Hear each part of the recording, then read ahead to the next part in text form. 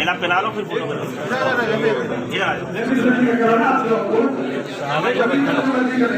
अरे यार भाई साहब इधर आ जाओ आप प्लीज। अरे उधर हो जाओ। अरे इधर से निकल जाओ भाई साहब इधर हो जाओ ना। समझ में आएगा आपको दिया जा रहा है। हाँ ये आपको दिया जा रहा है। इधर इधर हाथ लगा।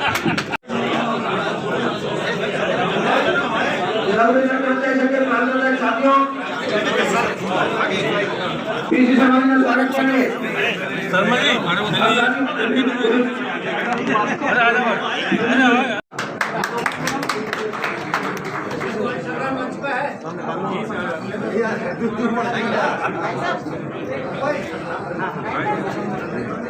हमारे जो भी अन्य संगठनों में सहयोग के साथ आए हैं, हमारे साथी माजी मंत्री जी द्वारा सभी का साथ पद से स्वागत करवाए।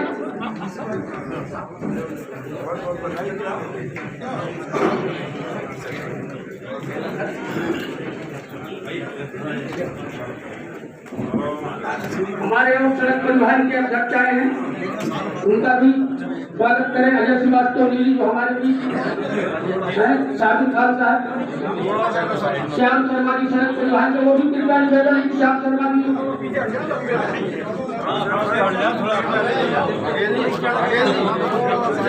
साबित खान जी वाहन चालक सर।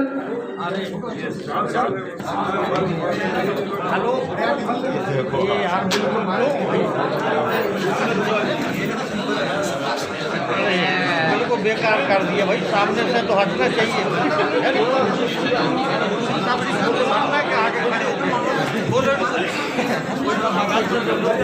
आप कर दिया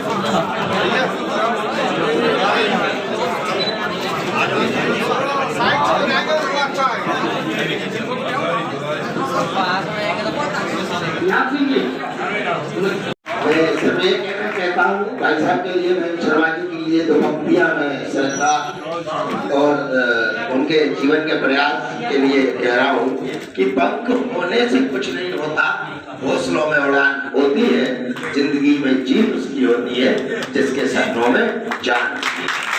मैं ये कहना चाहता हूँ, बड़ा गर्व होता है कि मुझे ऐसा लगता है देवी प्रसाद दादा का आशीर्वाद आदि के रूप में हम सब।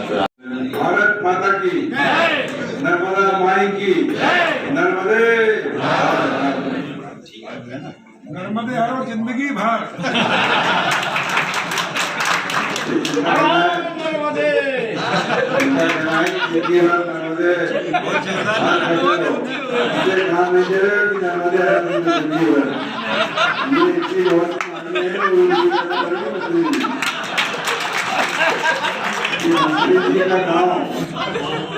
मेरा गांव बहुत नजदीक है।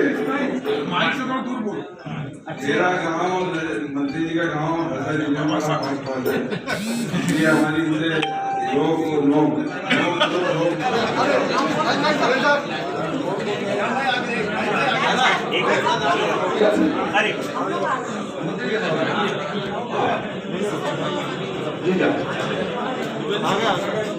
साथियों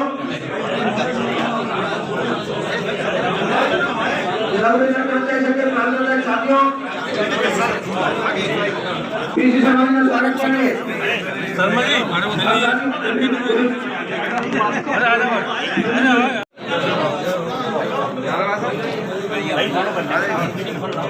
पिला लो फिर फोटो करो।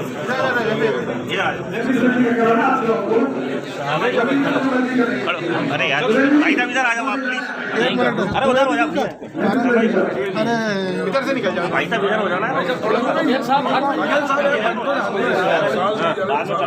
समझ में आएगा आपको दिया जा रहा है। हाँ ये आपको दिया जा रहा है। इधर इधर हाथ लगा। मानकर भारत माता का जयकारा लगाएंगे। बोलो भारत माता की, भारत माता की, वंदे वंदे वंदे।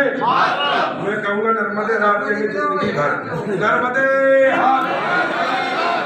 बाकी जिंदगी भर हमको मां नर्मदा का आशीर्वाद मिलता रहे और हमारा जीवन सुख स्वस्थ और सुखी रहे। मां नर्मदा जीवनदायिनी है, प्रातः स्मरणीय है, पाप हरणी है, संकट हरणी है, सुख समृद्धि करनी है। और हम जहाँ से आते हैं वो नर्मदा जी का नाभि स्थल सबसे ताकतवर क्षेत्र है। नर्मदा नाभि से सब उत्पन्न होता है, और इसलिए माँ नर्मदा का आशीर्वाद हम सब पर है। ऐसी मैं प्रार्थना माँ से करता हूँ आप सब पे रहे।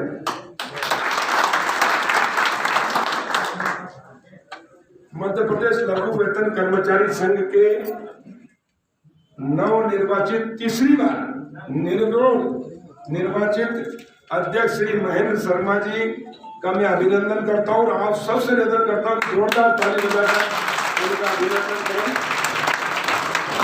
देखिए, राजनीति हो चाहे संगठन हो, एक बार जीत के दूसरी बार लोग निपटा देते हैं,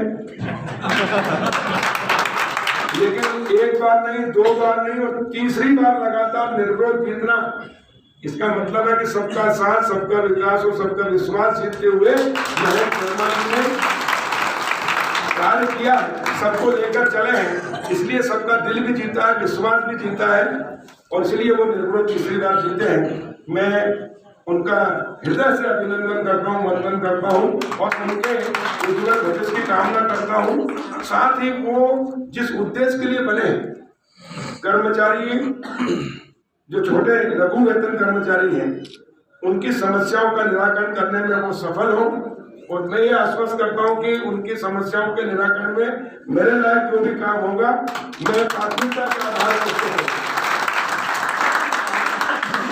आज के कार्यक्रम के हमारे विशिष्ट अतिथि और मेरे बड़े भाई और मेरी विधानसभा क्षेत्र के रहने वाले, हम एक दूसरे के पड़ोसी हैं, और पीसी शर्मा जी भी संघर्षशील, शुरू से संघर्ष करके यहाँ तक पहुंचे। मैं उनका भी अभिनंदन करता हूँ, स्वागत करता हूँ।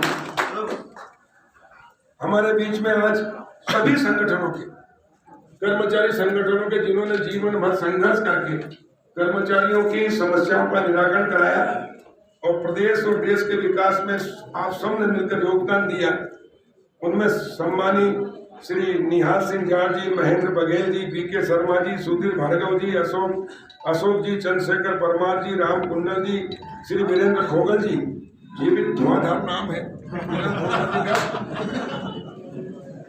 बहुत संघर्ष किया इन्होंने भी। अनिल वाजपेयी जी, चंद्रशेखर परमार जी, अजय श्रीवास्तव जी, श्याम सुंदर शर्मा जी, द्विवेदी जी, कैलाश जी, एसपी सिंह जी, सबीर भाई, भुवनेश पटेल जी और राजेंद्र शर्मा जी, और भैया छूट गए तो पूरा मत मानना, सब और आप सब भाई और बहन। मैं सबसे पहले आदरणीय पांडे जी जो कल सेवानिवृत्त हो रहे हैं, उनके चरणों में प्रणाम करता हूँ और उनका अभिनंदन करता हूँ, उनके उज्जवल भविष्य की कामना करता हूँ कि सही मायने में सेवा का काम तो अब शुरू होगा। अभी तक तो कुछ बंदी से थी, कर्मचारी जो शासकीय सेवा में रहता है उनको नियम कानून कायदे बंदी रहती है, लेकिन अब सेवानिवृत्त नहीं हुआ, सही सेवा समाज सेवा का काम तो अब शुरू हुआ है। अब आप निर्भीक होकर समाज सेवा का काम भी करें, अच्छा काम करें, इसलिए हमारी शुभकामनाएं, और आप दीर्घायु हो, स्वस्थ रहें और देश की सेवा में अपना जीवन लगाकर अपने जीवन को सार्थक करें, ऐसी मेरी शुभकामनाएं। हमारे बीच में सभी बुजुर्गों के और बहनों के चरणों में प्रणाम करता हूँ। युवा साथियों को नमस्कार, पत्रकार मित्रों को भी नमस्कार। और आज लघु वेतन कर्मचारी, मध्य प्रदेश लघु वेतन कर्मचारी संघ के तत्वाधान में जो कार्यक्रम हो रहा है शर्मा जी के सम्मान समारोह, स्वागत समारोह में, उसमें हमारे पत्रकारिता जो लोकतंत्र का चौथा स्तंभ है, और पत्रकारिता के क्षेत्र में जिनने उत्कृष्ट कार्य किया है, जनता की समस्याएं समाचार पत्र के माध्यम से सरकार तक पहुंचाई और जनता तक पहुंचाई, उनका सम्मान किया गया। जिन लोगों का, पत्रकारों का, उनका भी साथ परिवार से निकलकर संघर्ष से ही मैं भी राजनीति में आया। मेरा गांव है राधा तलाई, जहाँ पीने का पानी भी 4 किलोमीटर दूर से लाते थे। 12 किलोमीटर घुटने बारिश होती तो कीचड़ रहता था। गांव में कोई बीमार पड़ जाए बारिश में तो शहर तक नहीं आ सकता था, रास्ते में दम तोड़ना पड़ता। लालगंज में पढ़ा हूं, और इसलिए मैं छोटा था जब से मेरे अंदर भी जो संघर्ष का रहता ना, शासन प्रशासन ये व्यवस्था के खिलाफ लड़ने की सीख अभाव में मिलती है, समस्याओं में मिलती है। और जब मैं इंदौर पढ़ाई करने गया तो मेरे घर वाले मुझे थानेदार बनाना चाहते थे, मेरे ताऊ जी, क्योंकि उस समय थानेदारों के जलवे अच्छे होते थे। एक पुलिस वाला भी गांव में चल जाए तो पूरे गांव के ताले लग जाते थे। अरे बड़ा आप थानेदारों के थानेदार हो गए। और मैं छात्र राजनीति में ही राष्ट्रीय स्वयंसेवक संघ और विद्यार्थी परिषद से जुड़ा और विद्यार्थियों की समस्या जो रहती थी उसके लिए संघर्ष किया।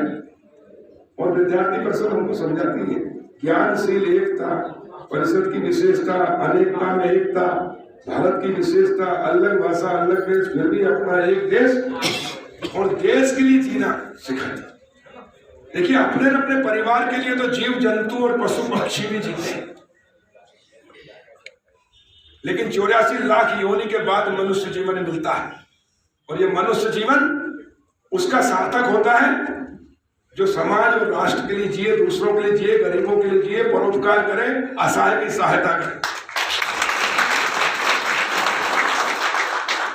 इसलिए मैं अपने आप को बहुत सौभाग्यशाली मानता हूं कि शुरू में हमारा सोच जो रहता है वो अपने अपने परिवार तक सीमित रहता है, लेकिन जब हम किसी संगठन से जुड़ते हैं और वो समाज और देश के लिए जीने की राह दिखाता है और उस पर काम करता है, तो उसमें काम करते करते हमारा परिवार सिर्फ अपना परिवार नहीं होता, पूरा समाज अपना परिवार होता, पूरा राष्ट्र अपना परिवार होता। और हमारा धर्म, हमारी संस्कृति इतनी महान है दुनिया में, विश्वगुरु के स्थान में भारत ऐसे नहीं था। हमारे यहाँ संस्कार में जन्म से लेकर, बल्कि गर्भ संस्कार से लेकर मृत्यु पर्यंत जो 16 संस्कार है उसमें सब सिखाया जाता है। और जब मंदिर में जाते हैं, कोई भी आरती होती है, सत्यनारायण भगवान की कथा होती है, तो हम क्या कहते हैं? धर्म की जय हो, अधर्म का प्राणी मात्र में और विश्व के कल्याण की बात अगर कोई दुनिया में कोई देश करता है तो वो हमारा भारत देश है। बाकी सब अपने अपने कल्याण की बात करते हैं। और इसलिए आजादी के पहले देश के लिए मरने की आवश्यकता थी। इसलिए भगत सिंह, चंद्रशेखर आजाद, मदनलाल नेहरू, अशफाक उल्लाह खान जैसे अनेकों नौजवानों ने अपने हंसते हंसते अपनी जवानी राष्ट्र के लिए कुर्बान कर दी। लेकिन 15 अगस्त के बाद देश आजाद हो गया, लोकतांत्रिक देश है। अब देश के लिए मरने की उतनी आवश्यकता नहीं है। हमारी सेनाएं चारों तरफ सीमा पर रात दिन अपनी जान जोखिम में डालकर हमारी सुरक्षा करती है, इसलिए वो हमारी सम्मानीय है। लेकिन बाकी जो देश के हम लोग हैं, हमको देश के लिए मरने की उतनी आवश्यकता नहीं, लेकिन देश के लिए जीने की आवश्यकता है। और देश के लिए जीना